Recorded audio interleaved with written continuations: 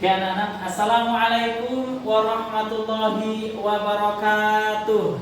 Waalaikumsalam warahmatullahi wabarakatuh. Anak-anak sekalian, alhamdulillahirabbil alamin. Alhamdulillah pada kesempatan ini kita bisa sama-sama belajar kembali di PAI, Pendidikan Agama Islam ya. Nih, bagaimana semuanya kabarnya, sehat anak solehah? Alhamdulillah ya. Katanya ada yang sakit, siapa yang tidak hadir? Nah, kita doakan semoga lekas sembuh kembali ya. Amin ya Allah ya Rabbal alamin.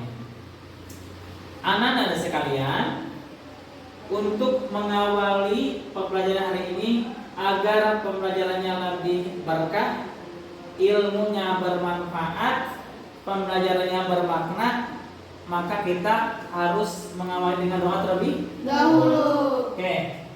Oh iya, jadwal sekarang yang akan memimpin doa Ananda Balkis ya. Silakan anak solehah untuk memimpin doa. Teman-teman, sebelum mengawali pelajaran seperti biasa, mari kita berdoa terlebih dahulu. Berdoa mulai.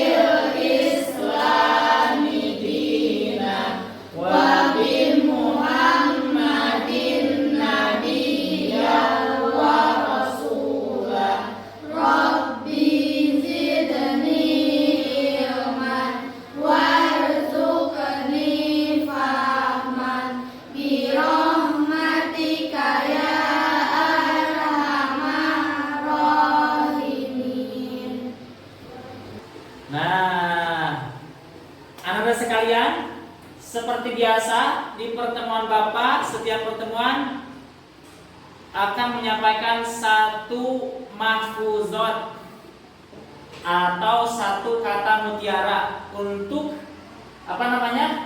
untuk meningkatkan motivasi semangat belajar kita ya. Nah, sekarang mari kita sama-sama baca kata mutiaranya dengan penuh semangat ya. Pedoman, bareng sama-sama baca. Dengan pedoman Al-Quran hidup akan terarah. Dengan pedoman hadis hidup akan mudah. Dengan iman hidup akan najah. Dengan amal hidup akan berkah. Dengan akhlak hidup akan sakinah. Nah, anak-anak sekalian, pada kesempatan ini kita akan melanjutkan materi yang sudah kita pelajari di pertemuan selanjutnya ya. Kalau pertemuan selanjutnya kita mempelajari pengertian Al-Quran, pengertian hadis, fungsi Al-Quran, fungsi hadis, berikut membaca surah An-Nisa dan An-Nahl secara tartil. Maka pada kesempatan ini kita akan sama-sama mempelajari isi kandungan surah An-Nisa ayat 59 dan An-Nahl ayat 64. Berikut bagaimana cara mengimplementasikannya, bagaimana cara penerapannya dalam kehidupan sehari-hari, baik di sekolah, di keluarga, maupun di lingkungan luas di lingkungan masyarakat.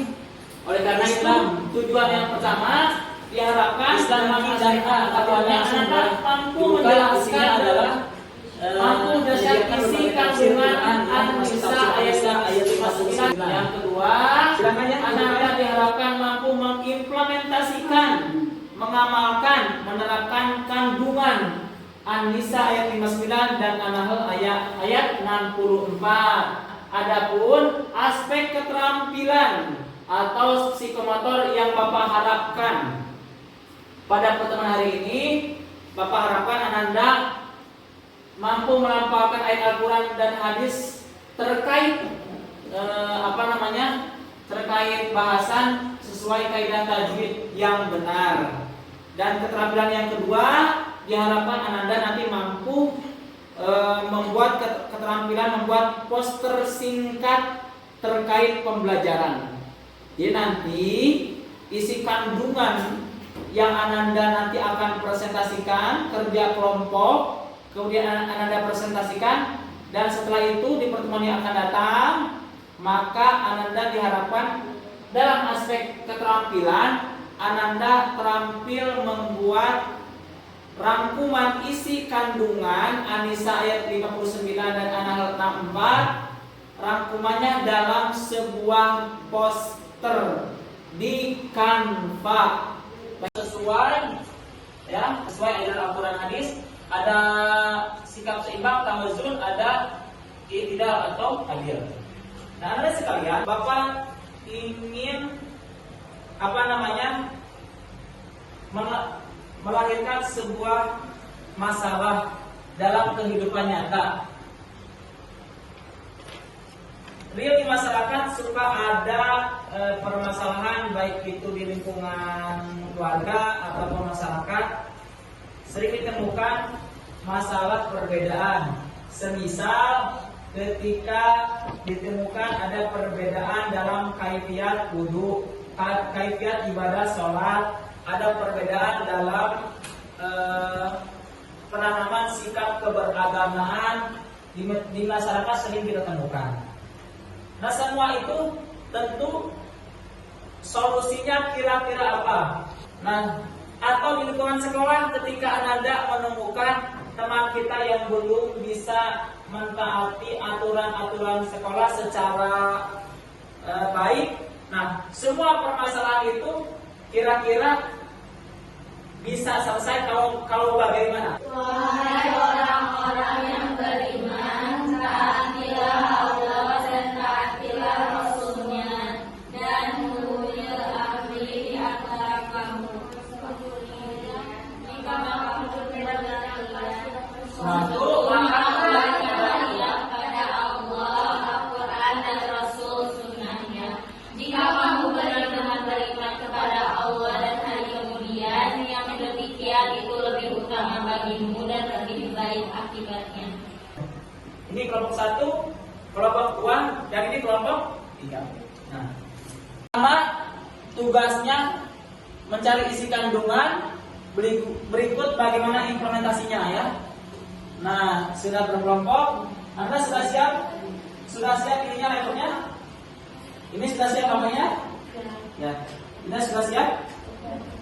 Nanti Anda akan mencari sumbernya, referensinya dari tafsir online ya. Ya, ada yang tanyakan? Bapak ingin mengingatkan kembali terkait surah An-Nisa ayat 59 ini ya, yang sebelumnya sudah kita sama-sama baca. Anda sekalian sekarang kita akan baca secara jelas apa artinya kira-kira. Mari kita sama-sama baca kali artinya. Ingat tugasnya apa tadi? Mencari isi kandungan surah An-Nisa ayat 59. Berikut bagaimana cara implementasinya atau cara dalam proses pembelajarannya kita menggunakan metode ABS. Kemarin sudah pengertian dan fungsi, makanya hari ini kita lanjutkan pada huruf B. Bagaimana isi kandungannya, bagaimana pengamalannya, paham?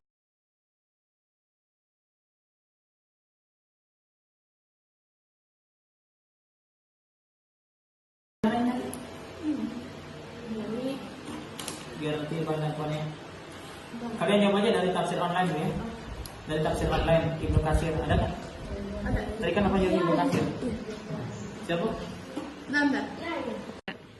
Yang udah nemu ini cara taat kepada Allah tuh ini udah bener belum? Udah bener, tahu gimana menurut kalian? Sama ini. Kalau kan udah ini aja, ini kataku bener sih yang melaksanakan ibadah yang gini kata kamu bener banget. Ya kan bener belum? Iya. Jadi kita masukin ke PPT ya. Coba Bapak lihat di kelompok ini sudah selesai nah tugasnya. Sudah Bapak. Coba Bapak lihat Ini kalau sudah selesai. ada suratnya. Sudah suratnya. Ada implementasinya. Bagi sama yang taat kepada Rasul. Nah, Udah ketemu. Tinggal Kalau- dimasukin ke PowerPoint. kalau akibatnya sudah ada belum akibatnya? Sudah Bapak. Sudah nih Pak. Nah, ya. Nah, Akibat kalau tidak taat kepada Rasul. Rasul. Tinggal dimasukin ke PowerPoint Bapak. Ya, siap. Nanti siap untuk disiapin ke PPT dan persiapan presentasi. Kasih. Ya, oke. Ada semua ini PPT-nya menggunakan apa? Menggunakan Canva Bapak, soalnya kalau pakai Canva itu elemennya bagus, jadi lebih menarik pembelajarannya Oh, Bapak. Masya Allah. Anda ini semuanya sudah bisa pakai Canva? Sudah dong. Alhamdulillah, Masya Allah, anak pintar solehah. Ini menggunakan apa ini? Canva juga. Canva, ya. Karena lebih mudah. Begini sama? Canva juga. Si Canva ya. Bapak senang sekali Anda semuanya sudah terampil menggunakan Canva ya. Tutup, apakah ada yang ingin ditanyakan? Boleh kepada Ibu Kak. Kenalkan, saya dari kelompok 1, izin untuk bertanya. Kan tadi itu ada implementasi tentang beriman kepada Rasul kan? Nah, aku mau nanya gimana caranya kita bisa mengimplementasikan hal-hal tersebut dalam kehidupan sehari-hari, tapi dalam bentuk di lingkup sekolah. Kepada guys yang sudah bertanya dan akan dijawab oleh Floren. Baik, saya izin menjawab. Rasul kan memiliki sifat patona, sidik, amanah, tabligh. Nah, sebagai pelajar atau sebagai murid di sekolah, kita sudah tentunya mengimplementasikan sifat-sifat Rasul seperti tabligh, sidik, patona, dan amanah. Contohnya dengan sikap jujur. Ketika kita sedang ujian, kita ini harus jujur, tidak boleh mencontek kepada teman sebangku kita atau contek kemanapun. Karena kita harus menerapkan sifat jujur yang harus disampaikan, yang harus diimplementasikan. Ya. Kelompok kami, terima kasih. Wassalamualaikum warahmatullahi wabarakatuh. Waalaikumsalam. Ya, Anda sekalian, dengan berakhirnya presentasi kelompok 3 berakhir pula proses pembelajaran kita hari ini. Oleh karena itu, agar memperkuat pemahaman atau capaian hasil pembelajaran pertemuan hari ini, mari kita simpulkan bersama-sama. Nah, oleh karena itu, Bapak ingin Anda yang menyimpulkan ya? Oke, silakan siapa yang ingin menyimpulkan terkait implementasi ketaatan kepada Allah. Berikut akibatnya kalau kita tidak taat kepada Allah, siapa? Biasa. Oke Bapak, jadi di sini saya mau menunjukkan menurut yang tadi sudah saya pahami dan yang sudah dijelaskan, kita tuh harus taat kepada Allah. Taat kepada Allah itu adalah menjalankan semua perintahnya dan menjauhkan kepada larangannya. Nah, kalau misal contoh larangan-larangannya itu seperti Allah tuh melarang kita untuk berbuat zina, Allah melarang kita untuk bermaksiat dan berbicara kasar. Nah, kalau misalkan kita Akibatnya sekarang bagaimana? gimana sih akibatnya kalau kita melakukan semua larangan itu, kita tuh bisa mendapatkan dosa. Ya. Hidup kita tuh jadi Jadi apa? sengsara. Sengsara ya. Terima kasih tepuk tangan untuk anak-anak.